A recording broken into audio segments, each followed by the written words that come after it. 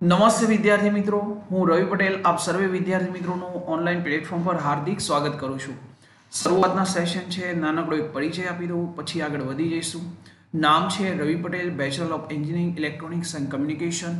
છેલ્લા 8 વર્ષથી કોમ્પિટિટિવ એક્ઝામની અંદર ઘણા બધા વિદ્યાર્થી મિત્રોને ભણાવી ચૂકેલ છું। ઘણા બધા વિદ્યાર્થી હાલમાં અભ્યાસ કરી રહ્યા છે। મેઇન સબ્જેક્ટ તરીકે ઇન્ડિયન પોલિટી, ઇન્ડિયન હિસ્ટ્રી અને કરંટ ઇશ્યુના ટોપિક સાથે મળીશું। હાલમાં જે આપણે ભેગા થયા છીએ એ ઇન્ડિયન પોલિટી, ભારતીય રાજ્ય વ્યવસ્થાને લઈને। દોસ્તો, આજે લેક્ચર ખૂબ જ નાનો છે, પરંતુ એક મહત્વનો ટોપિક છે જે આખા બંધારણના એનાલિસિસ કહી શકાય એવા મુદ્દાઓ જે છે એક જગ્યાએ આપણે ભેગા કરીશું। ટોપિકનું નામ તમારી સામે છે કે જે પણ મિનિમમ એજ જે છે, કોન્સ્ટિટ્યુશનલ કોઈ પોસ્ટ છે, બંધારણીય કોઈ પદ છે, એના માટે મિનિમમ એજ જે છે એ કેટલી હોવી જોઈએ એનું એક એનાલિસિસ સમજાવું। ઘણીવાર આ ટોપિકને લઈને એક્ઝામમાં ક્વેશ્ચન પૂછે છે, ચાહે ક્લાસ 3ની કોઈ એક્ઝામ હોય। તમે દેખો કે જીપીએસસી દ્વારા પૂછાયેલો એક ક્વેશ્ચન તમારી સામે છે। સ્ટેટ ટેક્સ ઇન્સ્પેક્ટર 2018-2021ની અંદર લેવાયેલી જે એક્ઝામ છે એની અંતર્ગત કઈ જોડની ખોટી છે, મિનિમમ એજ ઓછામાં ઓછી વયમર્યાદાના સંદર્ભમાં અહીંયા ક્વેશ્ચન પૂછ્યો છે। ઇન શોર્ટ કે મિનિમમ એજને લઈને ક્વેશ્ચન પૂછાય છે। ક્લિયર છે? હવે તમને મેઇન બાબત એ છે કે ઘણીવાર જે પ્રોબ્લેમ થાય છે, થોડું પહેલાં તમારી સામે વર્ણન કરું, પછી હું સમજૂતી પેજ ઉપર જાઉં છું। વિદ્યાર્થી છે ને પહેલાં સમજવા માટે કે ટોપિક વાંચી રહ્યા છે પ્રેસિડેન્ટ, રાષ્ટ્રપતિ, તો ત્યાં યોગ્યતાની અંદર આવે છે કે મિનિમમ એજ 35 વર્ષ જોઈશે, તો યાદ રાખે છે। પછી વાઇસ પ્રેસિડેન્ટ, ઉપરાષ્ટ્રપતિ આવે છે, ત્યાં પણ યોગ્યતા દેખે છે, ત્યાં પણ એક મિનિમમ એજ આવે છે 35। તો આવી રીતે તો બંધારણીય પદ ઘણા બધા છે, તો શું દરેકની ઇન્ડિવિજ્યુઅલ યાદ રાખીશું તો હેરાનગતિ નહીં મળે? બસ આ જ વસ્તુનું સમાધાન મળી રહે ને માટે હું સિમ્પલ તમને કહેવા જઈ રહ્યો છું એ કે હું તમને અહીંયા ટોટલ 5 મહત્વના સિદ્ધાંત સમજાવીશ। આ સિદ્ધાંત એકવાર સમજી લો, કોઈ પણ બંધારણીય પદ આવે, ધ્યાન રાખજો, આપણે હાલમાં આ વસ્તુને નથી છોડવાની। માત્ર કોની ચર્ચા કરીએ છીએ?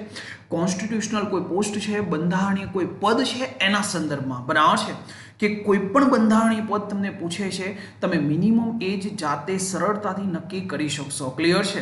તો આપણે ઇન્ડિવિજ્યુઅલ કોઈ પદની એજ યાદ રાખવા કરતાં સરળતાથી યાદ રાખીશું આ 5 સિદ્ધાંત જે હું તમને સમજાવવા માટે જઈ રહ્યો છું।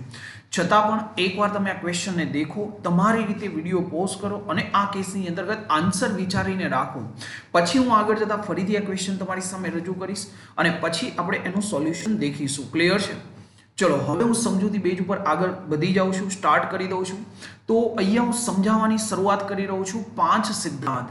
આ 5 સિદ્ધાંત પૈકીનો પહેલો સિદ્ધાંત જે છે એ કે જો ભારતની અંદર સર્વોચ્ચ હોદ્દા પર બેસવું છે, કયા પદ પર બેસવું છે? સર્વોચ્ચ હોદ્દા પર। તો તમારે ધ્યાન રાખવાનું છે કે સર્વોચ્ચ પદ પર બેસવું છે તો મિનિમમ એજ કેટલી નિર્ધારિત કરવામાં આવી છે? તો મિનિમમ એજ નિર્ધારિત કરવામાં આવી છે 35 વર્ષ। હવે દેખો, બેઝિક એક માહિતી છે, બંધારણ આપણે જ્યારે વિસ્તૃતમાં સમજીએ છીએ ત્યારે આપણને ખ્યાલ છે કે સેન્ટ્રલ ગવર્મેન્ટ કેન્દ્રના સંદર્ભમાં સર્વોચ્ચ પદ, જે બંધારણનો આર્ટિકલ 52 સ્પષ્ટ કહે છે, અને એ છે રાષ્ટ્રપતિનું પદ। તો કહી શકું રાષ્ટ્રપતિનો હોદ્દો જે છે એ સર્વોચ્ચ પદ તરીકે છે। તો સિમ્પલ અહીંયા સિદ્ધાંત પ્રમાણે રાષ્ટ્રપતિના પદ પર બેસવું છે તો મિનિમમ એજ જો તમને પૂછે છે તો મિનિમમ એજ કેટલા વર્ષ થશે? મિનિમમ એજ 35 વર્ષ થશે। પણ આ જ વસ્તુને હજુ પણ આપણે વિચારી શકીએ, કેન્દ્રના સંદર્ભમાં સર્વોચ્ચ પદ કયું છે? રાષ્ટ્રપતિ। જ્યારે રાજ્યના સંદર્ભમાં સર્વોચ્ચ પદ કયું છે? તો રાજ્યના સંદર્ભમાં સર્વોચ્ચ પદ છે એ છે રાજ્યપાલ। તો કહી શકાય અહીંયા સર્વોચ્ચ હોદ્દાનો આપણે સિદ્ધાંત લીધો છે, તો અહીંયા પણ સભ્ય બનવા માટે મીન્સ કે રાજ્યપાલ બનવા માટે મિનિમમ એજ કેટલી જોઈશે? 35 વર્ષ જોઈશે। ક્લિયર છે? તો કેન્દ્રના સંદર્ભમાં સર્વોચ્ચ પદ રાષ્ટ્રપતિ છે, રાજ્યના સંદર્ભમાં સર્વોચ્ચ પદ રાજ્યપાલ છે, તો આ બંને માટે મિનિમમ એજ કેટલી જોઈશે? તો બંને માટે મિનિમમ એજ જોઈશે 35 વર્ષ। ક્લિયર છે? પણ એક મહત્વની ઇન્ટરેસ્ટિંગ બાબત અહીંયા એડ કરું છું, પ્રેઝન્ટ રહેશો। દેખો, આપણા જ બંધારણમાં અહીંયા મેન્શન કરાયું છે કે જો રાષ્ટ્રપતિ સંજોગોવશાત ચાલુ કાર્યકાળ દરમિયાન મૃત્યુ પામે છે, રાજીનામું આપે છે, તો આ પરિસ્થિતિમાં ભારતની અંદર રહેલું એક બંધારણીય પદ જે તમારી સામે મેં લખ્યું છે, આ ઉપરાષ્ટ્રપતિ જે છે એ કયા પદ પર જઈ શકે છે? તો એ જઈ શકે છે કાર્યકારી રાષ્ટ્રપતિના પદ પર।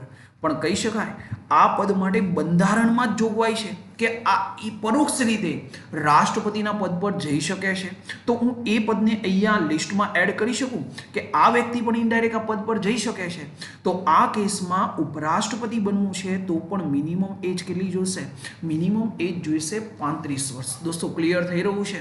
કેમ તો આપણા બંધારણની અંદર તમે દેખશો તો ઉપરાષ્ટ્રપતિમાં હું તમને ચલાવીશ કે ઉપરાષ્ટ્રપતિની અંદર આર્ટિકલ 65 તમે દેખશો તો ત્યાં લખ્યું છે આર્ટિકલ 65 કે રાષ્ટ્રપતિનું સંજોગોસર મૃત્યુ થાય છે અથવા ચાલુ કાર્યકાળ દરમિયાન રાજીનામું આપે છે તો કાર્યકારી રાષ્ટ્રપતિ કોને ગણવામાં આવશે? ઉપરાષ્ટ્રપતિ. અને એ આગામી 6 મહિના સુધી આ પદ મહત્તમ ધારણ કરી શકે. તો અહીંયા કહી શકાશે આ પદ પણ અહીંયા રાષ્ટ્રપતિના પદ સુધી જઈ શકે છે પરોક્ષ રીતે. માટે આ પદ પણ એક સર્વોચ્ચ પદના સંદર્ભમાં આપણે વિચારી શકીએ તો કેટલા આવશે? 35. તો આશા રાખું છું ભારતના બંધારણમાં આ 3 જ પદ જેના માટે મિનિમમ એજ નક્કી કરી છે 35. તો જ્યારે પહેલો સિદ્ધાંત આવે વિચાર આવશે કે સર્વોચ્ચ પદ પર બેસવું છે, મિનિમમ એજ કેટલી જોઈશે? 35. અને સર્વોચ્ચ પદમાં કેટલા પદ વિચારવાના છે? 3. એક છે રાષ્ટ્રપતિ, બીજું છે ઉપરાષ્ટ્રપતિ અને ત્રીજું જે છે એ છે રાજ્યપાલ. સાહેબ આના પરથી સરળતાથી આવું કહી શકાશે કે અહીંયા ઓલરેડી આના સિવાયનું કોઈ પદ પૂછે છે તો તમારો એક ઓપ્શન ઓછો થઈ જશે કે એમાં 35 વર્ષ ન આવે. ક્લિયર થઈ રહ્યું છે? હવે એક બે ક્વેશ્ચન તમારા માઇન્ડમાં જે થવાના છે એના આન્સર આપી દઉં. સાહેબ રાજ્યમાં રાજ્યપાલનું પદ ખાલી પડે તો કોઈ આવી શકે આ પદ પર? હા, પણ જનરલી તમે દેખશો તો બાજુના સ્ટેટના કોઈ રાજ્યપાલ છે ને વધારાનો ચાર્જ અપાય છે. રાજ્યમાં આવું કોઈ પદ નથી. કેવું પદ રાજ્યમાં નથી? ઉપરાજ્યપાલ જેવી રાજ્યમાં કોઈ વ્યવસ્થા કરવામાં આવેલ છે નહીં. તો અહીંયા વ્યવસ્થા છે કે બાજુના કોઈ રાજ્યપાલ છે અન્ય રાજ્યના એને જવાબદારી સોંપાય છે જ્યાં સુધી નવા રાજ્યપાલની એપોઇન્ટમેન્ટ ન થાય. અહીંયા તો એવું ન કરાય ને, હા કે ના? ને તો પડોશી કોણ છે ખ્યાલ આવી જશે, હા કે ના? માટે કયા પદની વ્યવસ્થા દેખવા મળે છે? ઉપરાષ્ટ્રપતિ. ચલો પાછા આવી જઈએ છે. બીજો એક ક્વેશ્ચન તમારા માઇન્ડમાં જે થવાનું છે એનો આન્સર આપવા જઈ રહ્યો છું. પ્રેઝન્ટ રહેશો. સાહેબ તમે એવું કીધું કે રાષ્ટ્રપતિ જે છે એમનું પદ ખાલી થતા જવાબદારી કોણ સંભાળે છે? ઉપરાષ્ટ્રપતિ, કાર્યકારી રાષ્ટ્રપતિ તરીકે. પણ અહીંયા તો તમે અહીંયા સ્ટોપ કેમ થઈ ગયા? આ બંને પદ ખાલી પડે ત્યારે સુપ્રીમ કોર્ટના મુખ્ય ન્યાયાધીશ ચીફ જસ્ટિસ ઓફ ઇન્ડિયા પણ જઈ શકે છે ને કાર્યકારી રાષ્ટ્રપતિ તરીકે. પણ દોસ્તો ધ્યાન રાખજો આ જોગવાઈ છે ને આપણા બંધારણમાં નથી લખાઈ. આ જોગવાઈ જે છે આપણા બંધારણમાં આટલી સુધીની જોગવાઈ છે. જ્યારે બંને પદ ખાલી પડે છે ત્યારે સીજીઆઈ કાર્યકારી રાષ્ટ્રપતિ બને છે ને એ કાર્યકારી રાષ્ટ્રપતિ બને એ આપણા બંધારણમાં લખાયેલું નથી. અને મેં કીધું કે હું બંધારણના પોઈન્ટ છે ત્યાં સુધીના સિદ્ધાંતો સીમિત કરું છું. તો દેખો સીજીઆઈ જે છે એ કાર્યકારી રાષ્ટ્રપતિ બનશે ને એ લખ્યું છે the president discharge of function act. અને આ એક સંસદે બનાવેલો કાયદો છે 1969માં અને એની અંદર આ જોગવાઈ છે નહીં કે આપણા બંધારણની અંદર પ્રત્યક્ષ રીતે લખાયેલું. તો કહી શકું જ્યારે હું કેન્દ્રના સંદર્ભમાં સર્વોચ્ચ બોલું અહીંયા આ સિદ્ધાંતને સમજવા મિનિમમ એજ ત્યારે આપણે ક્યાં સુધી સીમિત થઈ જઈશું? ઉપરાષ્ટ્રપતિ સુધી સીમિત થઈ જઈશું. ક્લિયર છે દરેકને? તો સીજીઆઈ માટે અહીંયા વ્યવસ્થા આવશે નહીં. તો સિમ્પલ પહેલો સિદ્ધાંત અહીંયા પૂર્ણ કરું છું. જ્યારે સિમ્પલ મિનિમમ એજ આવે પહેલો સિદ્ધાંત સર્વોચ્ચ હતો મિનિમમ એજ કેટલી જશે? 35. અને કેટલા પદ આવે છે? 3. રાષ્ટ્રપતિ, ઉપરાષ્ટ્રપતિ અને રાજ્યપાલ. ચલો હવે મારે તમને સેકન્ડ સિદ્ધાંત સમજાવવા માટે જવું છે અને થર્ડ સિદ્ધાંત સાથે. પણ એ પહેલા થોડું બંધારણનું માળખું તમને સમજાવું જે પોલિટિકલ વ્યવસ્થા રાજનૈતિક વ્યવસ્થા છે એના સંદર્ભમાં. દેખો કેન્દ્રની અંદર ધારાકીય અંગ, કેન્દ્રમાં ધારાકીય અંગ તરીકે કોણ છે? તો કેન્દ્રની અંતર્ગત ધારાકીય અંગ તરીકે છે સંસદ. જ્યારે રાજ્યની અંદર ધારાકીય અંગ તરીકે કોણ છે? તો એ છે રાજ્ય વિધાનમંડળ. બેઝિક ઇન્ફોર્મેશન માહિતી આપણને ખ્યાલ છે કે સંસદ કેટલા અંગની બનેલી છે? 3. એક એનું ઉપલું ગૃહ રાજ્યસભા, એક એનું નીચલું ગૃહ લોકસભા અને સિમ્પલ અહીંયા ત્રીજો સમાવેશ જે થાય છે કોનો થાય છે? રાષ્ટ્રપતિ. ધ્યાન રાખજો આર્ટિકલ 79 સંસદની રચના કરે છે. આગળ જતા હું આર્ટિકલ યાદ રખાવીશ. ડોન્ટ વરી, શરૂઆતના સેશન છે, આર્ટિકલ યાદ ન રહે કોઈ ચિંતા ન કરો. સંસદની રચના આર્ટિકલ 79માં છે જેમાં લખ્યું છે કે રાજ્યસભા, લોકસભા અને રાષ્ટ્રપતિ 3 જે છે એ ભેગા થવાથી શાની રચના થઈ શકે છે? સંસદ. માટે સામાન્ય સંજોગમાં તમે દેખો કે કોઈ પણ બંને ગૃહમાંથી ખરડો પારિત થશે. કેમ તો સંસદનું મેઇન કામ શું છે? ધારાકીય અંગનું. ખરડા છે એને કયું સ્વરૂપ આપે? કાયદાનું. તો ખરડા બંને ગૃહમાંથી પાસ થઈ કોના ટેબલ પર જાય? રાષ્ટ્રપતિ. અને રાષ્ટ્રપતિ સાઇન કરે ને પછી જ ખરડો શું બને છે? કાયદો બને છે. ભાઈ ક્લિયર થઈ રહ્યું છે? તો કહી શકાય ખરડાને કાયદા બનાવવાની પ્રક્રિયામાં કોની ભાગીદારી આવે છે? રાષ્ટ્રપતિ. તો રાષ્ટ્રપતિ પણ કોનું અભિન્ન છે? સંસદ. હવે તમે અહીંયા એક ઓબ્ઝર્વેશન દેખો, આર્ટિકલ તમારી જાણકારી માટે લખું છું, ચિંતા ન કરતા. રાષ્ટ્રપતિના પદની વ્યવસ્થા આર્ટિકલ 52માં છે. રાજ્યસભા હંમેશા જે સંસદનો આર્ટિકલ 79 છે એના પછી આવશે આર્ટિકલ 80, અને એના પછી હંમેશા નંબર આવશે આર્ટિકલ 81માં લોકસભાની રચના. અત્યારે આપણો મેઇન પાર્ટ આર્ટિકલ નથી, પણ અહીંયા જગ્યા હતી માટે મેં તમને સમજાવી દીધા. ક્લિયર છે? મેઇન આપણો પાર્ટ શું છે? મિનિમમ એજ સમજવાની છે. આ પહેલું સ્ટ્રક્ચર થયું કેન્દ્રનું, કે ભાઈ હા, સંસદ, ઉપલું ગૃહ રાજ્યસભા, નીચલું ગૃહ લોકસભા અને રાષ્ટ્રપતિનો સમાવેશ થાય છે. સેમ રાજ્ય વિધાનમંડળ જે છે એની રચના કયા આર્ટિકલમાં છે? 168, 168, જે 2 અંક પણ હોઈ શકે અથવા 3 અંક. આવું કેમ છે? તો સિમ્પલ, જે વિધાન પરિષદ છે એની રચના ફરજિયાત નથી, માટે હું સમજ માટે લખું છું. જો હોય તો હશે તો 3 અંક ગણાશે, અને જે રાજ્યમાં વિધાન પરિષદની હોય એ કેટલા અંક ગણાશે? 2 અંક. અહીંયા હું જાણકારી માટે પહેલા આર્ટિકલ લખું, પછી આપણા મુદ્દા પર જઈ શકીએ. રાજ્યપાલના પદની વ્યવસ્થા 153માં છે. એ જ પ્રમાણે વિધાન પરિષદનું સર્જન, ધ્યાન રાખજો અહીંયા ભારપૂર્વક લખ્યું છે સર્જન. 169 168 પછી ઉપલું ગૃહ આવશે, અને 170 નીચલું ગૃહ આવશે. કયું આવશે? વિધાનસભા. ધ્યાન રાખજો, વિધાન પરિષદનું સર્જન 169 જ્યારે તમને પૂછે છે કે વિધાન પરિષદ, આ વિધાન પરિષદની રચના કયા આર્ટિકલમાં છે? તો 171 આર્ટિકલ અંતર્ગત રહેશે. ચલો, આર્ટિકલ એક સેકન્ડ પાર્ટ છે, આગળ જતા આવવાના છે, પરંતુ અહીંયા સેમ સ્ટ્રક્ચર છે ને, ઉપલું ગૃહ વિધાન પરિષદ, નીચલું ગૃહ વિધાનસભા. બંને ગૃહ ખરડાને પસાર કરે કોના ટેબલ પર જાય? રાજ્યપાલ. અને રાજ્યપાલ સાઇન કરે પછી શું થશે? કાયદો બનશે. ક્લિયર છે? તો હવે મેઇન ઓબ્ઝર્વેશન તમે દેખો કે વારંવાર જ્યારે આપણે સંસદ, રાજ્ય વિધાન મંડળ ભણીશું ત્યારે માઇન્ડમાં ક્લિયર છે કે ઉપલું ગૃહ બોલીશ તો તમને યાદ આવી જશે સંસદ છે તો રાજ્યસભા, રાજ્ય વિધાન મંડળ છે તો વિધાન પરિષદ. જ્યારે હું નીચલું ગૃહ બોલીશ તો તમને સરળતાથી યાદ આવી જશે કે સંસદ છે તો લોકસભા, રાજ્ય વિધાન મંડળ છે તો વિધાનસભા. તો આ બેઝિક માહિતી છે કે કોને ઉપલું ગૃહ કહેવું, કોને નીચલું ગૃહ કહેવું. બસ હવે હું આના પરથી તમને સિદ્ધાંત આપવા માટે જઈ રહ્યો છું. સિદ્ધાંત શાંતિથી દેખો કે પહેલો સિદ્ધાંત એ સમજાવ્યો હતો કે સર્વોચ્ચ પદ પર બેસવું છે, મિનિમમ એજ કેટલી જોઈશે? 35. આની અંદર આપણે દેખી ચૂક્યા કોણ કોણ આવશે? રાષ્ટ્રપતિ આવશે, ઉપરાષ્ટ્રપતિ આવશે, અને કોણ આવશે? રાજ્યપાલ આવશે. આના સિવાય બીજા કોઈ પદ માટે મિનિમમ એજ 35 છે નહીં. હવે બીજો સિદ્ધાંત, હંમેશા ઉપલા ગૃહના સભ્ય બનવું છે તો મિનિમમ એજ કેટલી જોઈશે? 5 વર્ષ ઓછા. કેટલા આવશે? 30 વર્ષ. અને આનાથી પણ આગળ નીચલા ગૃહના જ્યારે સભ્ય બનવું છે ત્યારે મિનિમમ એજ કેટલી જોઈશે? તો 5 વર્ષ ઓછા. કેટલા આવશે? તો એ આવશે 25, 25 વર્ષ રહેશે. ક્લિયર છે દોસ્તો? હવે તમને હું ક્વેશ્ચન પૂછું કે રાજ્યસભાના સભ્ય બનવું છે, મિનિમમ એજ કેટલી? તો તમારે સિમ્પલ વિચારવું છે, રાજ્યસભા કેવું ગૃહ છે? ઉપલું ગૃહ છે તો કેટલા વર્ષ આવી જશે? 30 વર્ષ. તમને હું એવું પૂછું છું કે લોકસભાના સભ્ય બનવું છે તો તમને વિચાર આવશે નીચલું ગૃહ, નીચલા ગૃહનો સિદ્ધાંત પ્રમાણે 25 વર્ષ તો કેટલા આવશે? 25. એ જ પ્રમાણે હું તમને પૂછું કે વિધાન પરિષદના સભ્ય બનવું છે, મિનિમમ એજ, તો વિધાન પરિષદ ઉપલું ગૃહ છે માટે કેટલા વર્ષ આવશે? 30. હું એમ પૂછું છું વિધાનસભાના સભ્ય બનવું છે તો મિનિમમ એજ, તો વિધાનસભા નીચલું ગૃહ છે માટે કેટલા આવશે? 25.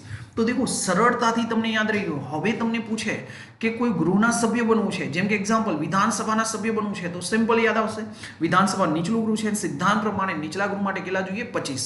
તો સિમ્પલ 3 સિદ્ધાંત સરળતાથી તમે યાદ રાખ્યા છે. એક, સર્વોચ્ચ માટે 35, ઉપલા ગૃહ માટે 30 અને નીચલા ગૃહ માટે 25 વર્ષ. ક્લિયર છે? જો આ રીતે યાદ રાખવું છે તો પણ સારી બાબત છે.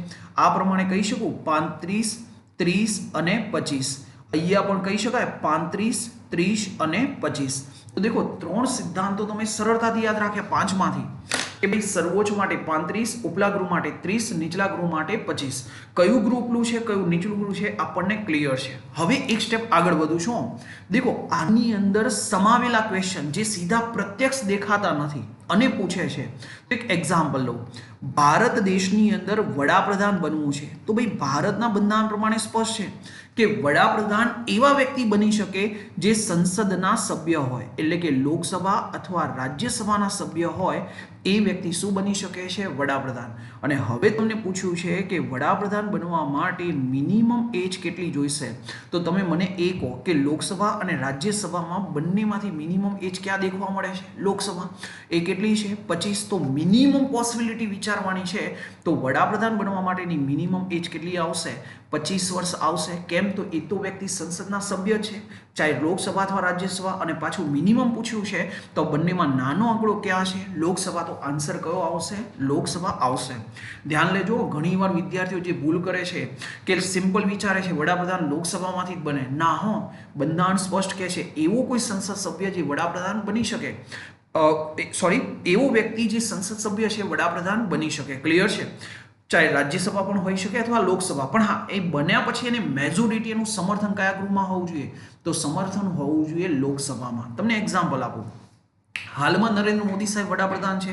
આના પહેલા ડોક્ટર મનમોહનસિંહ જે કોના મેમ્બર હતા? રાજ્યસભા. પણ એની પોલિટિકલ પાર્ટીનું સમર્થન ક્યાં હતું? મહત્તમ કહી શકાશે મેજોરિટી, તો એ લોકસભા. માટે કહી શકાશે કે વ્યક્તિ સંસદ સભ્ય છે તો વડાપ્રધાન બની શકશે. ક્લિયર છે?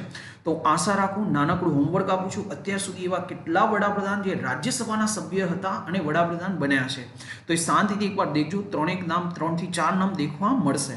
ચલો હવે હું પાછો આવી જાઉં. સેમ કન્ડિશન વિચારી શકાય રાજ્ય માટે.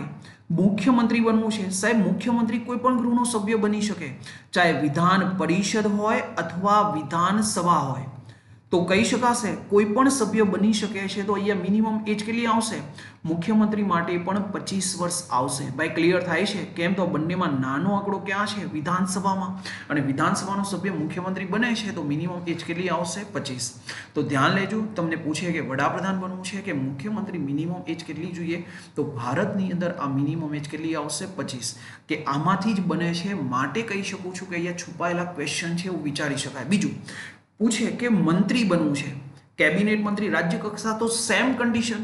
એવો કોઈ સંસદ સભ્ય જે મંત્રી પરિષદનો સભ્ય બને છે, જે વ્યક્તિ મંત્રી પરિષદનો સભ્ય બને એને મંત્રી કહેવાય. તો એ ક્યાંથી બને છે? સંસદમાંથી. અને સંસદના કોઈ પણ ગૃહમાંથી બને છે. તો તમને કોઈ પણ પ્રકારના મંત્રી પૂછે બનવું છે તો મિનિમમ એજ, તો તમારે આન્સર શું લખવાનો છે? 25. પૂછે કે કેન્દ્રના મંત્રી બનવું છે, કેટલા વર્ષ? 25. કેબિનેટ મંત્રી બનવું છે, કેટલા વર્ષ? 25 મિનિમમ એજ. રાજ્યમાં આવે, રાજ્યમાં મંત્રીમંડળના સભ્ય બનવું છે, કેટલા વર્ષ? તો મિનિમમ એજ આવશે 25 વર્ષ રહેશે. તો આશા રાખું છું 3 સિદ્ધાંત પહેલા દરેકને ક્લિયર છે. સર્વોચ્ચ માટે 35, ઉપલા ગૃહ માટે 30, નીચલા ગૃહ માટે 25. અને એમાં છુપાયેલા જે ક્વેશ્ચન હતા મહત્વના 3 એ મેં તમને સમજાવ્યા છે. ચલો હવે મારે આગળ વધવું છે ચોથા સિદ્ધાંત તરફ. ચોથા સિદ્ધાંત તરફ આગળ વધતા પહેલા થોડી માહિતી આપું કે આપણા ત્યાં શાસન કેટલા સ્તર પર છે? 3 સ્તર પર.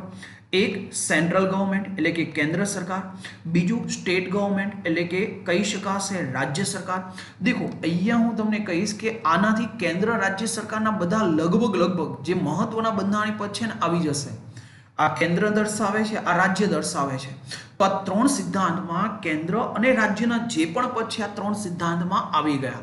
હજુ પણ ત્રીજું પ્રશાસન ચાલી રહ્યું છે, એ છે લોકલ સેલ્ફ ગવર્મેન્ટ એટલે કે જેને આપણે કહીએ છીએ સ્થાનિક સ્વરાજ. અને આ સ્થાનિક સ્વરાજ જે છે એ સ્થાનિક સ્વરાજનો થોડો પહેલા સ્ટ્રક્ચર સમજાવું, પછી જાઉં છું સિદ્ધાંત બેઝ ઉપર. તો દેખો સ્થાનિક સ્વરાજ સામાન્ય રીતે 2 મહત્વના પાર્ટમાં દેખવા મળે છે. એક ગ્રામીણ કક્ષાનું, અને ગ્રામીણ કક્ષાનું સ્થાનિક સ્વરાજ જેનું નામકરણ આપણે કર્યું છે પંચાયતી રાજ.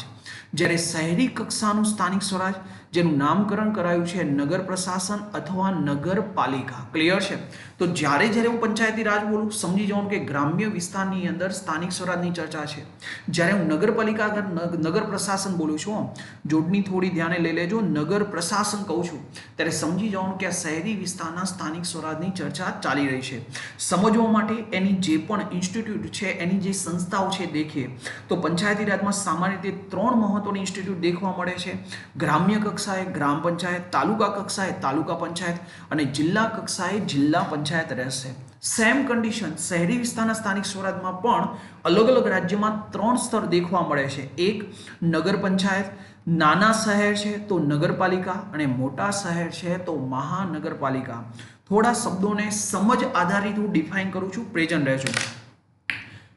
પહેલા તો આ નગર પંચાયતને ડિફાઇન કરું. દેખો, નામમાં નગર છે એટલે શહેરની પણ અસર છે, અને પંચાયત છે એટલે ગ્રામીણની પણ અસર છે. તો હું આવું કહી શકું આને ડિફાઇન કરવા.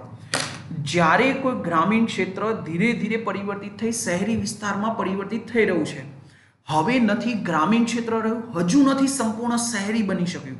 ગ્રામીણમાંથી જ્યારે શહેરીમાં પરિવર્તિત થાય છે વચ્ચેના સંક્રાંતિ કાળમાં છે, અને જ્યારે સંક્રાંતિ કાળમાં હોય ત્યારે નામકરણ જે થાય છે ને કયું થાય છે? નગર પંચાયત. દેખો, બંનેની અસર શહેરની પણ છે અને ગ્રામીણની પણ છે. ક્લિયર છે? પણ આને મૂક્યું છે શાના અંતર્ગત? તો શહેરી સ્થાનિક સ્વરાજ હેઠળ મુકાયું છે. જો એ પરિવર્તિત થઈ જાય છે અને નાનું શહેર બને છે તો શું કહેવાશે? નગરપાલિકા. અને મોટું શહેર બને છે તો એને શું કહેવામાં આવશે? મહાનગરપાલિકા કહેવાશે. હવે દોસ્તો તમે એક ઓબ્ઝર્વેશન દેખો.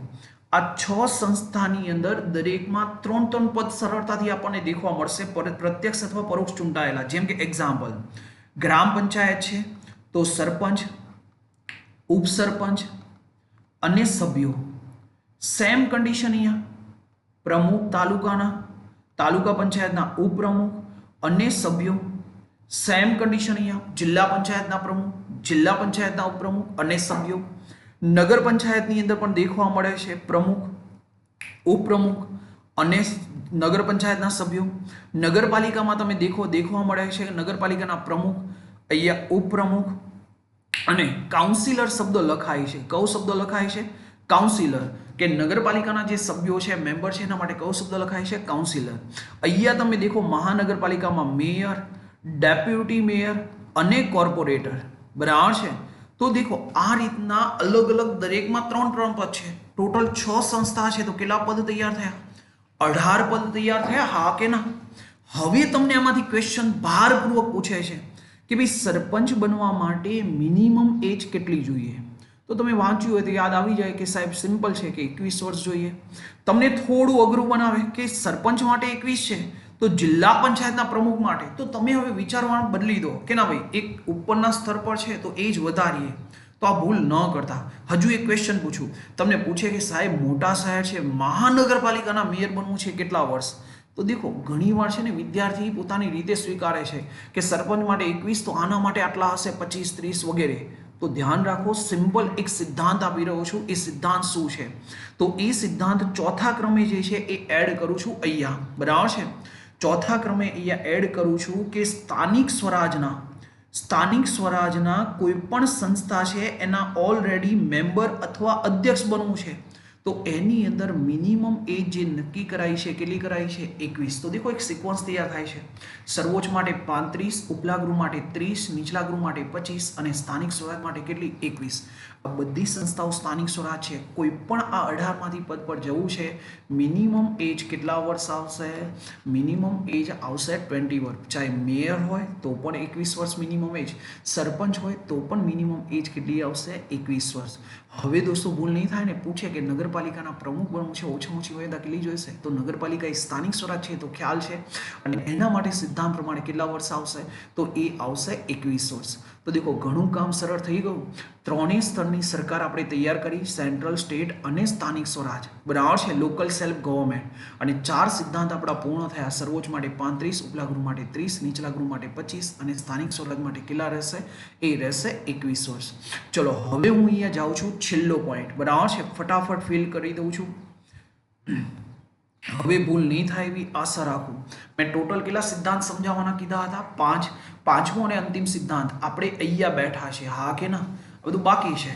દેખો મતદાન કરવા માટે મિનિમમ એજ આજની તારીખમાં કેટલી છે? 18 વર્ષ. પરંતુ થોડી માહિતી આપી દઉં. મૂળ બંધારણમાં એટલે કે બંધારણ જ્યારે અમલમાં આવ્યું ત્યારે એ સમયે મતદાન માટેની એજ કેટલી નક્કી કરાઈ હતી? 21 વર્ષ. પણ સમય સાથે પરિવર્તન થાય છે, અને પરિવર્તન કરતો મહત્વનો બંધારણીય સુધારો આપણને પૂછે છે તો એ સુધારાનો નંબર છે 61મા ક્રમનો બંધારણીય સુધારો 1988. એટલે કે કહી શકાશે 1988 પહેલા ભારતમાં મતદાન માટેની જે એજ હતી એ મતદાન માટેની એજ કેટલી હતી? 21. પણ આ સુધારા બાદ મતદાન માટેની એજ 21 વર્ષમાંથી કેટલી કરાઈ છે? 18 વર્ષ. તો કહી શકાય 1988 થી આજ દિન સુધી મતદાન કરવું છે તો કેટલા વર્ષ જોઈએ છે? 18 વર્ષ જોઈએ. તો એ બે ક્વેશ્ચન તૈયાર થયા. મૂળ બંધારણ અમલમાં આવ્યું ત્યારે મતદાન માટેની ઉંમર કેટલી હતી? તો આન્સર આપણે ટીક કરીશું 21. વર્તમાનની અંદર મતદાન માટેની એજ કેટલી છે? 18. અને સુધારો પૂછે કે મતદાન માટેની ઉંમર 21 માંથી ઘટાડી 18 કરાઈ છે કયા ક્રમના સુધારા દ્વારા? તો એ સુધારો છે 21માં ક્રમનો બંધારણીય સુધારો 1988. બરાબર છે. તારકુંડે કમિટી હતી એની રેકમેન્ડેશન જે છે એના આધારિત આ નિર્ણય લેવાય છે. તો ધ્યાન રહેજો, ક્યાંક પૂછી નાખે સમિતિ, હું ચૂંટણી પંચમાં ચલાવવાનું છું પરંતુ છતાં એ બોલું છું તારકુંડે સમિતિ છે એની ભલામણને આધારિત. ક્લિયર છે? અને એના કારણ ઘણા બધા છે. કોઈક વાર સમય મળશે હિસ્ટોરિકલ બેકગ્રાઉન્ડ દેખીશું કે ભાઈ શરૂઆત 1950ની અંદર આપણી પાસે ઘણા બધા ચેલેન્જ હતા. એજ્યુકેશન, સાક્ષરતાનો અભાવ. તો મેચ્યોરિટી એજ જે એક મેચ્યોર હોવી જોઈએ ને બાળક, એની એજ 21 વર્ષ નક્કી કરી. પણ સમય સાથે આપણી પાસે સંસાધનો સારી રીતે આપણે ઘણી રીતે સક્ષમ થતા ગયા, ઘણી બધી માહિતી લોકો સુધી પહોંચતી ગઈ, તો મેચ્યોરિટી એજ ઘટીને કેટલી થઈ? 18. તો જરૂરી હતું કે 18 વર્ષે મતદાન માટેનો અધિકાર આપવામાં આવે. તો આશા રાખું છું બસ આ 5 સિદ્ધાંત દરેકને ક્લિયર છે. કોઈ પણ બંધારણીય પદ છે એ બંધારણીય પદની મિનિમમ એજ તમે અહીંયા 5 સિદ્ધાંત આધારિત નક્કી કરી શકશો. ચલો, 5 સિદ્ધાંત પહેલા યાદ રહી ગયા છે. એક લાઇનમાં બોલી જાઉં છું. સર્વોચ્ચ માટે 35, ઉપલા ગૃહ માટે 30, નીચલા ગૃહ માટે 25, સ્થાનિક સ્વરાજ માટે 21 અને મતદાન માટે 18. સાહેબ આટલું સીમિત નથી, એક એપ્લિકેશન સમજાવું છું. પ્રેઝન્ટ રહેશો. બરાબર છે? એપ્લિકેશન શું છે આની? જે પદ આ 5 સિદ્ધાંતમાં 5 એટલે પહેલા 4 ખાસ કરીને સેટ ન થાય તો એના માટે મિનિમમ એજ બંધારણ નિર્ધારિત કરતું નથી. આનો મતલબ સમજાવું. પ્રેઝન્ટ રહેશો. તમારી સામે એક પદ લખું છું, સુપ્રીમ કોર્ટના ન્યાયાધીશ બનવું છે. સાહેબ મને એ કહો કે 5 સિદ્ધાંતમાં પહેલા તો આમાં ગણવાનું નથી, મેં સમજાવ્યું, હા કે ના? શું એ રાજ્યસભા કે લોકસભાના મેમ્બર છે? ના. શું એ સ્થાનિક સ્વરાજના મેમ્બર છે? ના. તો દેખો, સુપ્રીમ કોર્ટના ન્યાયાધીશ આ પહેલા 4 સિદ્ધાંતમાં ક્યાંય પણ ના આવે. તો 4 સિદ્ધાંત સાથે ક્યારે સેટ નથી થતા. તો આના માટે બંધારણમાં કોઈ જ મિનિમમ એજ નિર્ધારિત કરાઈ નથી. અને જ્યારે નથી કરાઈ ત્યારે ઓપ્શન કેવા આપ્યા છે? આ રીતે. Option A 35, option B 30, option C 40, option D બંધારણ દર્શાવતું નથી અથવા અનિશ્ચિત. તો એ સમયે આપણે આન્સર શું ટીક કરીશું કે બંધારણ મિનિમમ એજ દર્શાવતું નથી અથવા અનિશ્ચિત, એની મિનિમમ કોઈ એજ હોઈ શકે નહીં. તો આ લિસ્ટ હું લખું છું, શાંતિથી યાદ કરો. આ 4 સિદ્ધાંત સાથે સેટ થાય છે કે નહીં? શું હાઈકોર્ટના ન્યાયાધીશ જે છે એ હાઈકોર્ટના ન્યાયાધીશ અહીંયા સેટ થાય છે 4 સિદ્ધાંતમાં પહેલા? તો નથી થતા ને ભાઈ.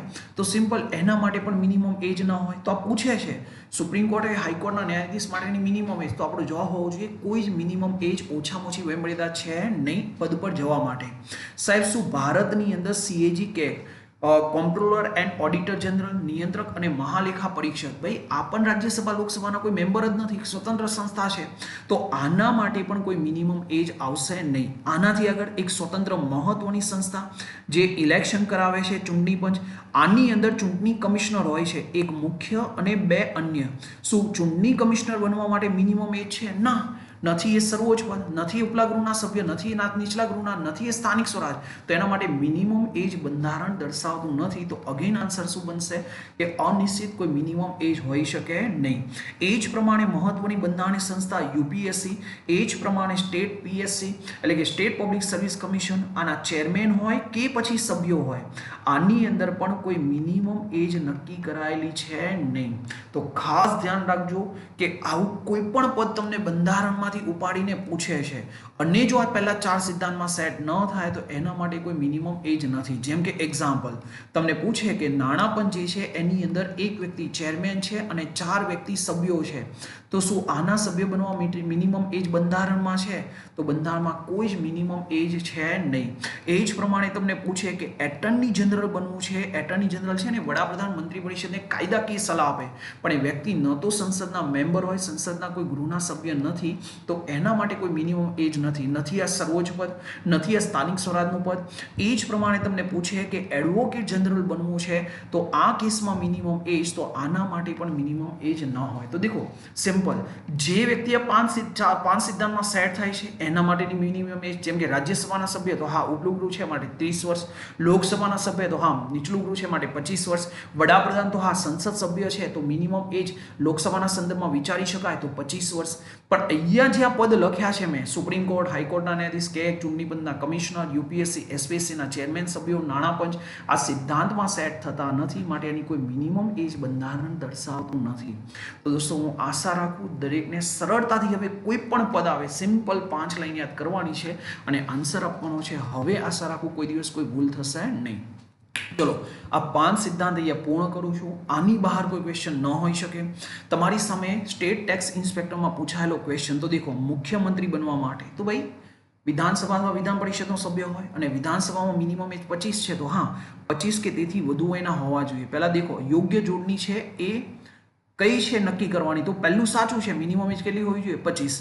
રાજ્યપાલ સર્વોચ્ચ પદમાં ગણ્યું હતું ને, રાષ્ટ્રપતિ, ઉપરાષ્ટ્રપતિ અને રાજ્યપાલ કેટલા વર્ષ પૂરા કરેલો હોય 35, તો આ પણ સાચું છે. સરપંચ બનવા તો સરપંચ, સ્થાનિક સ્વરાજ મિનિમમ એજ 21. અહીંયા દેખો 25 લખ્યું છે, આનો મતલબ કે ખોટું છે, આ ખોટી જોડણી છે. ક્લિયર છે. અને ભારતના ઉપરાષ્ટ્રપતિ તો સર્વોચ્ચ પદમાં છે તો કેટલા વર્ષ કર્યા છે 35, તો કહી શકાશે 3 નંબર ન આવે, 3 નંબર ન આવે તો હટી જશે. સાચો આન્સર કયો બનશે? સાચો આન્સર બનશે બી. તો હું માનું ત્યાં સુધી લગભગ હવે કોઈ પ્રોબ્લેમ નહીં આવે. હું એવું ઈચ્છું છું કે આમાં એવું પણ કંઈક મૂકવાની જરૂર હતી, સુપ્રીમ કોર્ટના ન્યાયાધીશ બરાબર છે, કોઈ મિનિમમ એજ, તો આપણને ખ્યાલ આવવું જોઈએ કે ના આના માટે કોઈ મિનિમમ એજ ન હોય. તો આવા પોઈન્ટ પણ આગામી સમય એડ થઈ શકે છે. ચલો આજના સેશનને અહીંયા સુધી રાખીએ. પહેલા નાનકડી એક બાબત દેખો, મેં આ જે ચર્ચા કરી ને બધી બંધારણીય પદને લઈને કરી, પણ બંધારણીય પદથી બહાર જઈને ક્વેશ્ચન પૂછાઈ શકે જે છેલ્લા 2-3 વર્ષથી વધારે ચર્ચામાં છે. એ પહેલા તો મને કહો, લોકપાલનું પદ શું બંધારણીય પદ છે? તો એ બંધારણીય પદ નથી, એ સંસદના કાયદા દ્વારા બનેલું એક પદ છે. પણ એક્ટ વધારે ચર્ચામાં છે માટે ધ્યાન રાખજો. લોકપાલની અંદર ચેરમેન બનવું છે અથવા મેમ્બર બનવું છે. મિનિમમ એજ જે નક્કી કરી છે ને કેટલી છે 45, પણ આપણા બંધારણમાં નથી. બંધારણમાં હોત ને તો મેં 6થો સિદ્ધાંત એડ કર્યો હોત, પણ બંધારણમાં નથી માટે મેં કીધું બંધારણ પ્રમાણે કેટલા સિદ્ધાંત 5. પણ આ ધ્યાન રાખજો, બંધારણની બહાર જઈને ક્વેશ્ચન પૂછવો છે તો પૂછી શકશે કે લોકપાલ બનવું છે, લોકપાલના ચેરપર્સન, અધ્યક્ષ કે મેમ્બર બનવું છે, મિનિમમ એજ કાયદા પ્રમાણે કેટલી નક્કી કરી છે? તો એ નક્કી કરી છે 45. લોકપાલ લોકાયુક્ત અધિનિયમ જે સંસદે બનાવ્યો છે 2013માં, એની અંદર મેન્શન કરાયું છે. ક્લિયર છે. તો આટલા પોઈન્ટ આપણને એક્ઝામના પોઈન્ટ ઓફ વ્યૂથી પૂછી શકે છે.